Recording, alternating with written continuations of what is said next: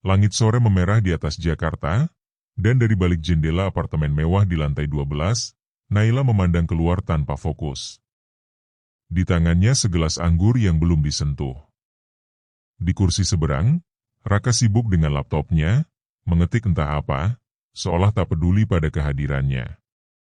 Sudah 2 tahun mereka menikah, dan selama itu pula, mereka menyimpan jarak yang perlahan tumbuh menjadi jurang. "Besok kamu ke Bandung?" tanya Naila datar, masih menatap keluar jendela. Raka mengangguk tanpa menoleh. "Iya, ada proyek baru. 2 malam, mungkin 3. Bulan madu kita saja cuma 2 malam, ucap Naila lirih, tapi cukup nyaring untuk didengar. Raka menghentikan ketikannya. Diam. Lalu kembali mengetik. Raka. Naila berdiri, berjalan mendekat, berdiri di belakang suaminya. Tangannya ingin menyentuh bahu pria itu, tapi urung. Kita kenapa sih sekarang? Aku capek, Nay. Kita bicara lain kali, ya? Jawab Raka tanpa menatap. Hening. Lalu Naila berjalan ke kamar, menutup pintu perlahan. Tapi tidak terkunci. Setengah jam kemudian, Raka mengambil ponselnya, membuka chat tersembunyi. Di sana, satu nama muncul dengan ikon hati di belakangnya, Vira. Besok aku ke Bandung. Kamu jemput aku di stasiunnya. Vira membalas cepat.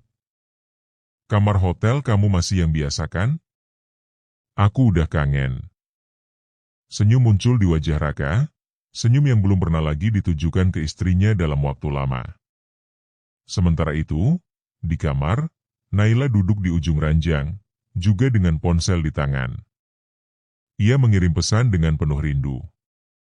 Mas, Raka besok dinas luar kota. Kita bisa ketemu di apartemen kamu? Balasan datang dari Bima. Tentu, sayang. Aku udah gak sabar peluk kamu lagi. Naila tersenyum. Air mata menggenang di matanya. Ia sendiri bingung, apakah ia sedang merasa dicintai, atau hanya ingin membalas dendam karena merasa tidak dianggap. Keesokan paginya, Raka pergi lebih awal. Naila hanya sempat melihat bayangannya di kaca lift, wajah datar tanpa pamit.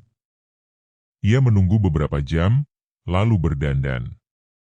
Tidak menor, tapi cukup untuk memikat.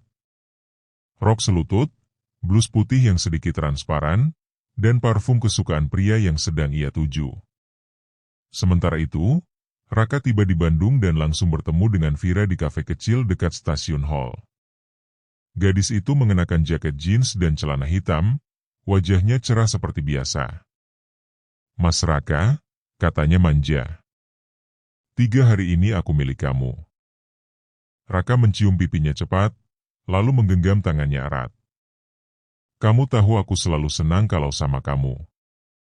Di sudut lain Jakarta, Naila sudah sampai di apartemen Bima. Pria itu menyambutnya dengan pelukan dari belakang, lalu mencium tengkuknya. Pasti kamu capek menahan rindu, ya? Goda Bima. Naila hanya memejamkan mata, menikmati pelukan itu. Tidak ada kata cinta, tapi ada kenyamanan. Mungkin itu yang ia cari. Hari demi hari berjalan. Raka dan Vira menikmati Bandung layaknya pasangan kekasih. Makan malam romantis, bercinta dalam dinginnya malam, berbagi cerita, dan sesekali saling bertanya tentang masa lalu. Kamu punya kakak atau adik? Tanya Raka suatu malam, setelah mereka lelah bercinta. Aku punya kakak cowok. Tapi kami jarang ketemu. Dia tinggal di Jakarta juga, kerja kantoran. Namanya Bima, jawab Vira santai. Raka hanya mengangguk. Nama itu terasa familiar, tapi ia terlalu lelah untuk mengingat. Di Jakarta, Naila tertidur di pelukan Bima, setelah malam yang penuh gairah. Pria itu membelai rambutnya dan bertanya pelan, suamimu tahu soal kita? Naila menggeleng pelan. Sama seperti kakakku. Dia juga gak tahu kamu lagi sama siapa. Bima tertawa kecil, lalu mencium ubun-ubun wanita itu. Dunia ini kecil, Nai. Tapi untungnya, kita main di bagian yang tidak ketahuan. Namun dunia memang lebih kecil dari yang mereka bayangkan. Bandung pagi itu diselimuti kabut tipis. Di kamar hotel yang berada di kawasan Dago, Raka terbangun lebih dulu. Ia menoleh ke sisi ranjang, melihat Vira masih tertidur pulas, rambutnya kusut dan wajahnya damai. Sesaat, ia merasa bersalah. Tapi rasa itu cepat ditepis oleh kenyamanan yang ia rasakan selama bersamanya. Vira membuka mata perlahan dan tersenyum. Pagi, Mas Raka. Pagi, cantik, jawab Raka sambil mengelus pipinya. Mau sarapan di luar atau di kamar aja? Di luar, yuk. Aku tahu tempat makan bubur enak dekat sini. Raka mengangguk. Ia menyukai cara Vira memperlakukannya. Ringan, santai, tanpa tekanan, jauh dari kesan istri yang cerewet atau menuntut. Ia merasa muda kembali. Sementara itu, di Jakarta, Naila duduk di meja makan kecil apartemen Bima. Ia mengenakan kemeja pria itu yang kebesaran, rambutnya masih sedikit basah sehabis mandi. Di depannya sepiring roti bakar dan secangkir kopi. Sayang, aku keluar bentar ya. Ada meeting di kantor cabang. Siang aku balik, ujar Bima sambil merapikan dasi. Naila mengangguk. Hati-hati ya, Mas. Sebelum pergi, Bima mencium keningnya. Lalu berlalu. Tak lama setelah itu, ponsel Naila berbunyi.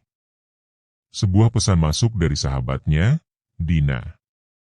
Nai, malam minggu nanti datang ke acara pameran lukisan kakakku ya. Kamu harus datang, please. Aku udah bilang kamu bakal datang ke dia. Naila berpikir sejenak. Pameran lukisan? Ia memang pernah berjanji datang ke acara keluarga sahabatnya. Karena tak ingin mengecewakan Dina, ia membalas. Iya, aku datang deh. Sendiri ya?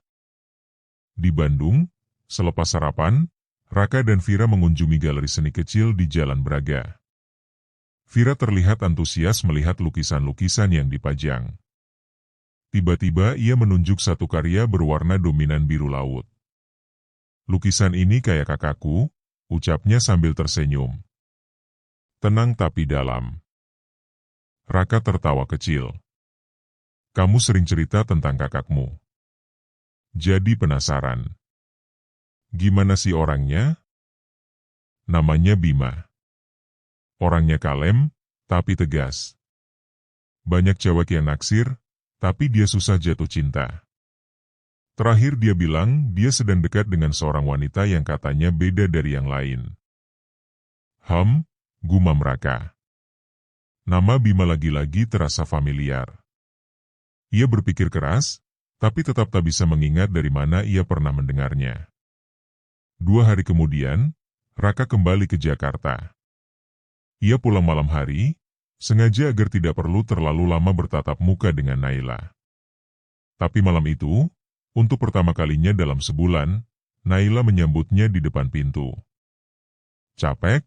Tanyanya singkat. Raka mengangguk. Lumayan. Kamu mau makan? Udah di jalan tadi. Mereka duduk sebentar di ruang tamu, canggung. Lalu Naila bicara, aku mau pergi malam minggu nanti. Ada acara pameran seni. Oh, kamu mau ikut? Raka menggeleng. Enggak, ada deadline. Hening. Lagi-lagi hanya sunyi yang bicara. Malam minggu pun tiba. Naila berdandan sederhana namun elegan, mengenakan dres hitam selutut dan kalung kecil pemberian ibunya. Ia tiba di galeri tempat acara berlangsung, dan disambut hangat oleh Dina. Kamu beneran datang? Makasih ya, Nai, serunya. Mana kakakmu? Katanya dia pelukisnya? Iya, dia lagi ngobrol sama beberapa tamu. Nih, lukisan yang ini karya dia. Bentar lagi aku kenalinnya. Naila melangkah pelan melihat lukisan yang ditunjuk Dina. Sebuah karya abstrak yang penuh garis dan warna gelap, namun sejuk. Ia merasa aneh. Lukisan itu entah mengapa seperti familiar. Dingin. Jujur. Beberapa menit kemudian, Dina menghampiri sambil menggandeng seorang pria. Naila, kenalin, ini kakakku. Bima. Naila membeku. Bima juga. Mata mereka saling bertemu. Terpaku. Dada Naila bergemuruh hebat. Dunia seolah terhenti. Bima. Lirih Naila. Bima? Tanya Dina bingung. Loh? Kalian kenal? Bima menarik napas dalam. Ia tersenyum tipis. Ya. Kami pernah ketemu. Naila buru-buru mengalihkan pandangan, senyumnya dipaksakan. Dina tak menyadari ketegangan di antara mereka. Beberapa saat kemudian, Raka sedang membersihkan sisa makanan di dapur ketika ponselnya berbunyi. Sebuah pesan dari Vira masuk. Mas, aku lagi nunggu Bima. Katanya dia mau jemput aku dari pameran lukisan temannya. Aku tunggu di kafe depannya. Raka mengetik cepat. Pameran lukisan? Teman kamu siapa? Balasan Vira datang. Dina. Adik angkatanku dulu. Kakaknya yang jadi pelukis. Dan saat itulah semua potongan mulai menyatu di kepala Raka. Nama Bima. Dina. Pameran lukisan. Kakak Vira. Pelan-pelan ia duduk di kursi makan, tangan bergetar memegang ponsel. Pandangannya kosong, tenggorokannya tercekat. Sementara di galeri, Naila dan Bima duduk berdua di bangku pojok. Kamu kakaknya Vira? Tanya Naila akhirnya, dengan suara nyaris tak terdengar. Bima menatapnya lama. Dan kamu istrinya Raka? Naila mengangguk pelan. Sunyi. Waktu berhenti. Dosa-dosa mereka bertemu di tengah ruangan yang dipenuhi keindahan. Malam semakin larut, tapi hati Naila dan Bima justru semakin riuh. Mereka duduk berseberangan di bangku kayu galeri yang kini mulai sepi. Tak ada satu kata pun yang mampu menjelaskan keterkejutan mereka. Dunia terasa sempit, seolah hanya berisi mereka berdua dan dosa yang saling bersilang. Aku, gak nyangka kamu kakaknya Vira, ucap Naila akhirnya, memecah sunyi yang menyiksa. Bima mengangguk pelan. Dan aku gak pernah bayangin kamu istri Raka. Dunia sempit ya? Naila menatap lantai.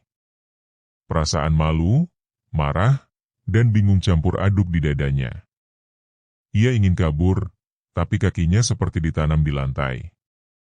Selama ini kita saling curhat tentang pasangan masing-masing. Kita saling benci pasangan kita, tanpa tahu bahwa yang kita benci itu adalah pasangan dari selingkuhan kita sendiri. Lanjut Bima, pahit. Naila tertawa kecil, getir. Ironis, ya? Aku kira aku paling tersakiti. Tapi ternyata aku juga menyakiti. Bima menggenggam jemarinya. Lalu kita mau apa sekarang? Naila menarik tangannya perlahan. Ia berdiri. Aku pulang. Kita butuh waktu sendiri. Bima ikut berdiri. Naila, aku gak bisa berpikir malam ini. Aku harus pulang. Tolong, jangan hubungi aku dulu. Naila berjalan cepat keluar dari galeri, menahan air mata yang sudah menggantung di pelupuk. Dunia seolah berputar lebih cepat. Ia ingin muntah. Setiap langkahnya terasa seperti menghantam cermin yang memantulkan kesalahan dirinya sendiri. Di sisi lain, Raka duduk terpaku di dalam mobilnya. Ia memarkir tidak jauh dari galeri tempat acara berlangsung. Dadanya bergemuruh. Ia baru saja mengantar Vira ke kafe seberang galeri, dan kini ia hanya diam, menatap pintu masuk. Setengah dari dirinya ingin pergi, melupakan semuanya. Tapi setengah lainnya menuntut kebenaran. Ia turun dari mobil dan menyeberang, masuk ke dalam galeri yang kini mulai sepi. Matanya menyapu seluruh ruangan, hingga akhirnya ia melihatnya. Naila berjalan tergesa keluar dengan mata sembab. Naila, panggilnya. Naila berhenti, tubuhnya membeku. Ia berbalik perlahan, melihat suaminya berdiri beberapa meter darinya, dengan wajah yang menyiratkan luka yang sama. Raka, apa kamu juga? Suara Raka parau. Naila tidak menjawab. Tatapan mereka bertemu, saling menelanjangi dosa masing-masing. Mereka tidak perlu berkata apa-apa. Semua sudah saling terbaca. Siapa dia? Tanya Raka akhirnya. Naila mengatupkan bibir. Dia. Bima. Adik Vira. Raka memicingkan mata, lalu mengangguk, pahit. Lucu. Kita gak sadar selama ini main di satu lingkaran yang sama. Aku gak tahu kamu selingkuh dengan Vira. Aku baru tahu tadi malam, jawab Naila pelan. Raka menatapnya dalam. Aku juga baru tahu kamu selingkuh dengan Bima. Barusan. Mereka terdiam. Dunia terasa kosong. Seakan hanya mereka berdua yang tersisa dalam puing-puing pernikahan yang mulai runtuh. Apa yang mau kamu lakukan? Tanya Raka. Aku gak tahu. Tapi aku lelah hidup dalam kebohongan. Raka mengangguk pelan. Aku juga. Keesokan harinya, pagi itu terasa seperti pagi yang lain. Tapi hati mereka tidak lagi sama. Naila duduk di ruang tengah, menggenggam secangkir teh yang sudah dingin. Raka datang dengan raut wajah kusut, tanpa banyak bicara. Ia duduk di seberangnya. Aku gak akan pura-pura gak terjadi apa-apa, ucap Raka jujur. Tapi aku juga gak mau langsung ambil keputusan saat emosi.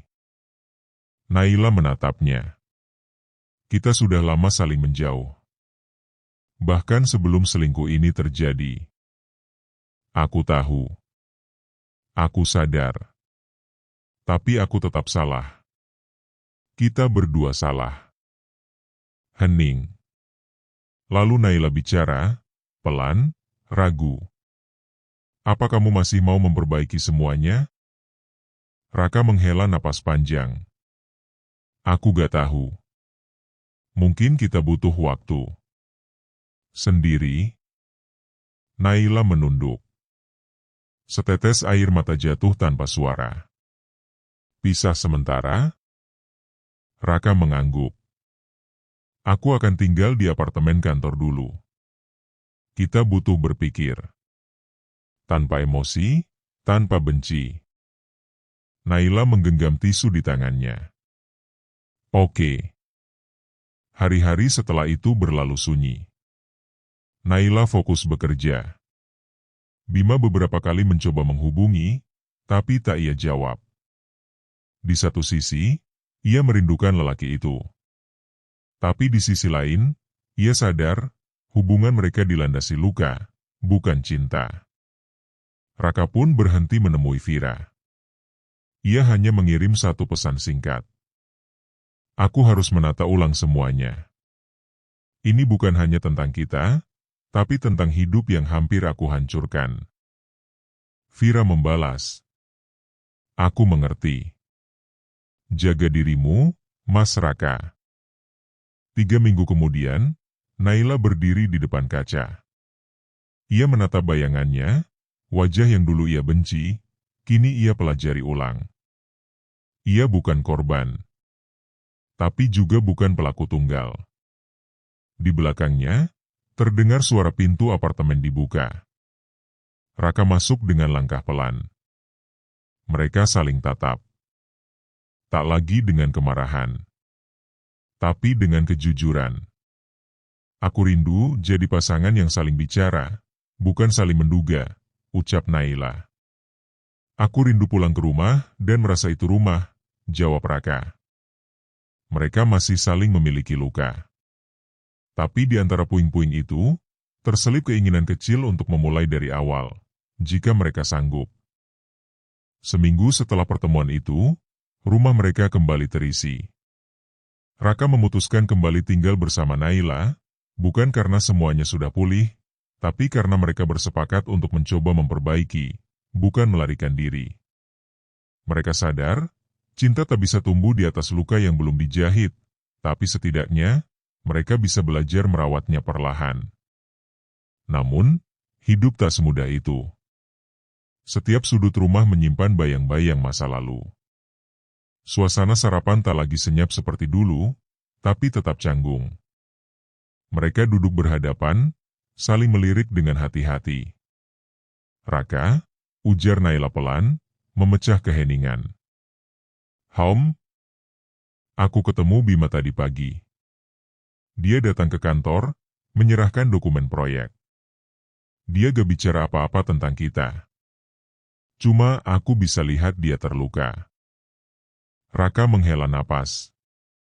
Vira juga kemarin pamit ke luar negeri. Katanya mau ambil kuliah lagi di Melbourne. Naila menatap Raka lekat-lekat. Kamu masih cinta sama dia? Butuh waktu beberapa detik sebelum Raka menjawab. Aku gak tahu itu cinta atau pelarian. Mungkin, karena dia membuatku merasa dibutuhkan. Tapi bukan berarti aku gak punya perasaan ke kamu, Nay. Naila mengangguk. Sama. Aku juga gak pernah benar-benar jatuh cinta ke Bima. Tapi saat itu, dia satu-satunya orang yang dengar aku. Yang ngerti aku. Sunyi kembali hadir di antara mereka. Kali ini, bukan karena benci, tapi karena jujur. Mereka perlahan menyadari, selama ini mereka tidak saling mengkhianati karena cinta pada orang lain, melainkan karena kehilangan cinta di rumah sendiri. 3 hari kemudian, mereka pergi ke psikolog pernikahan. Langkah itu tak mudah. Ego sempat menghalangi, tapi keduanya sadar bahwa menunda hanya akan memperpanjang luka. Di dalam ruangan terapi yang tenang, Naila duduk dengan tangan gemetar. Raka di sebelahnya tampak tegang. Sang terapis, Butia, memulai sesi dengan pertanyaan sederhana, tapi menyentuh. Kenapa kalian datang ke sini? Apa yang ingin kalian selamatkan? Raka bicara duluan. Aku gak pengen hidup dalam kebohongan lagi. Aku ingin pulih. Kalau bisa, bersama. Naila menambahkan, aku ingin belajar memaafkan. Diriku sendiri, dan Raka. Butia mencatat sesuatu di buku catatannya. Bagus. Artinya kalian masih punya niat. Tapi niat saja gak cukup. Kalian harus menyelami luka-luka yang belum sembuh. Harus siap membuka hal yang menyakitkan. Hari-hari berikutnya, sesi terapi menjadi tempat mereka membuka kembali lembaran-lembaran yang dulu mereka sembunyikan. Ketidakpuasan, pengabaian, kelelahan mental, rasa kesepian dalam pernikahan. Suatu malam, setelah sesi yang cukup emosional, Naila dan Raka duduk berdua di teras. Angin malam mengusap pelan rambut Naila yang terurai. Aku baru sadar, ujar Naila pelan. Kita terlalu sibuk nyalahin satu sama lain. Tapi sebenarnya kita sama-sama kehilangan arah. Raka mengangguk. Dulu, aku kira menikah itu cukup dengan cinta. Ternyata kita juga butuh waktu, butuh usaha, butuh bicara. Aku lelah berpura-pura jadi istri sempurna. Tapi aku juga tahu kamu lelah jadi suami yang selalu sibuk bekerja dan gak pernah benar-benar pulang, balas Naila. Apa menurutmu kita masih punya sisa cinta untuk dibangun ulang? Naila menatapnya.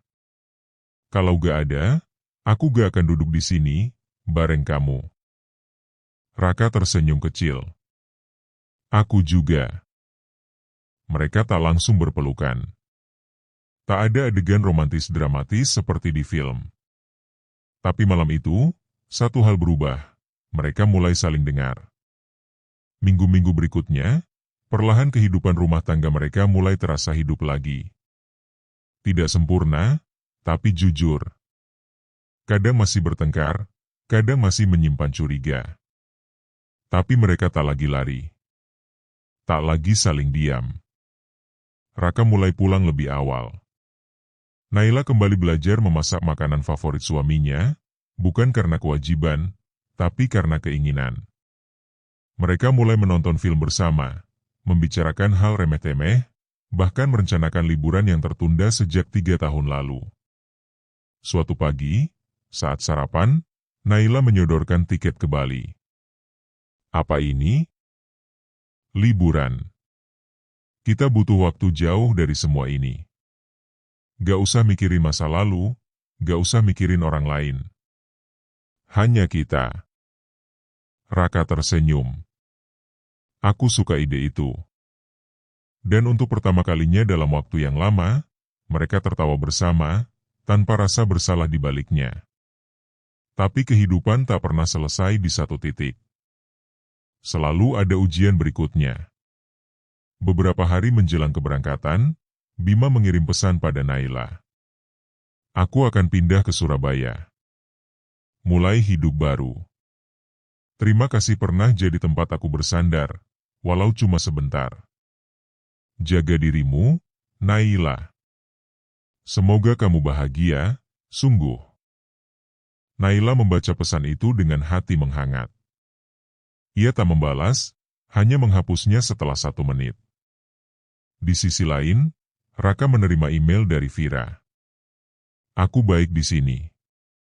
Jangan khawatir. Kamu gak jahat, Mas. Kamu cuma manusia yang pernah tersesat. Jaga Naila. Dia perempuan luar biasa.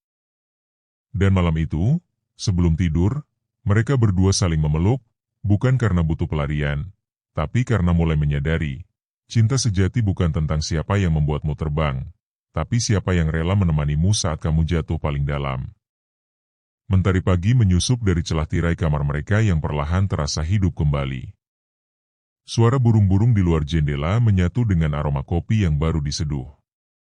Raka keluar dari kamar mandi dengan handuk di leher, tersenyum melihat Naila yang duduk di meja makan, mengenakan kaos longgar dan rambut digulung asal-asalan, tanpa make-up, tanpa kepura-puraan.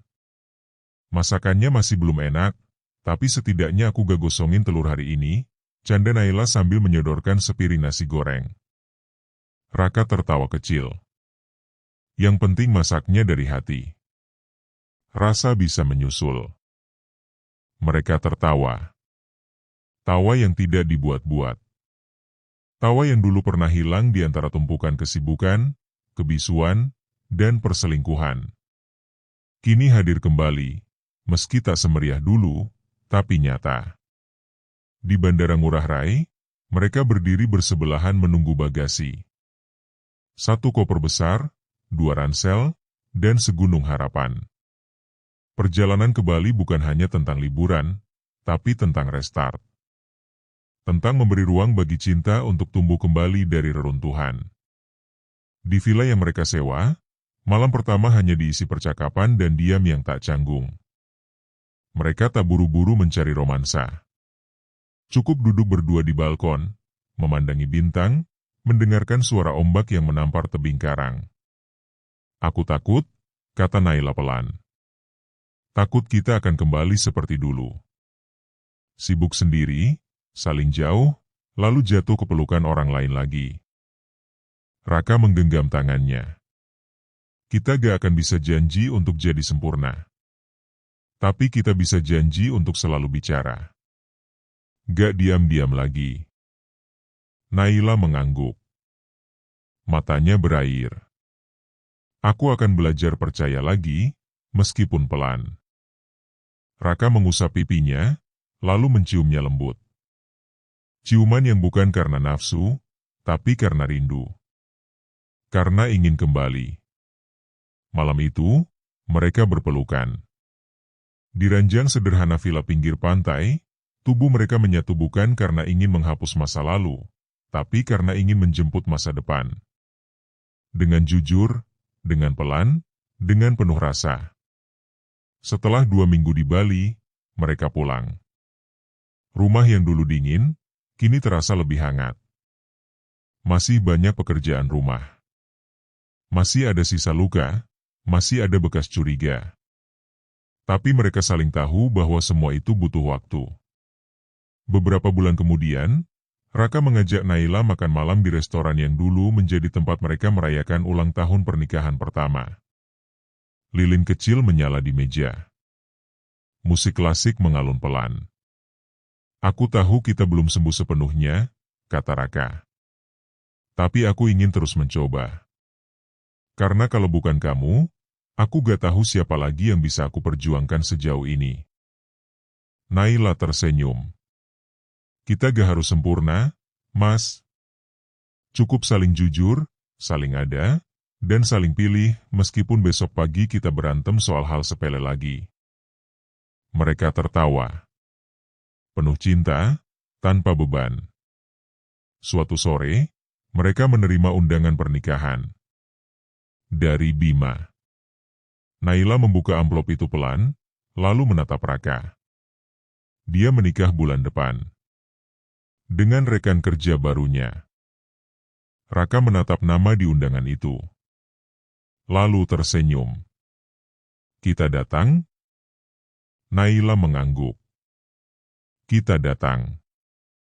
Dan mereka benar-benar datang. Duduk di barisan tamu yang tak banyak bicara. Bima menyapa dengan senyum hangat.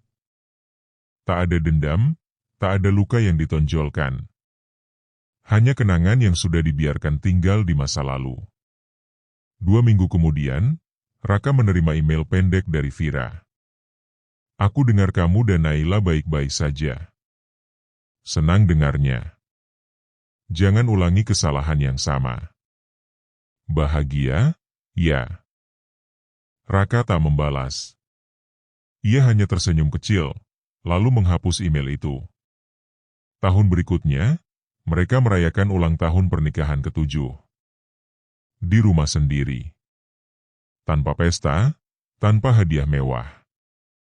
Hanya sepotong kue coklat yang dibuat Naila sendiri dan ucapan singkat. Terima kasih sudah memilih tetap tinggal. Raka memeluknya erat. Terima kasih sudah memberi kesempatan.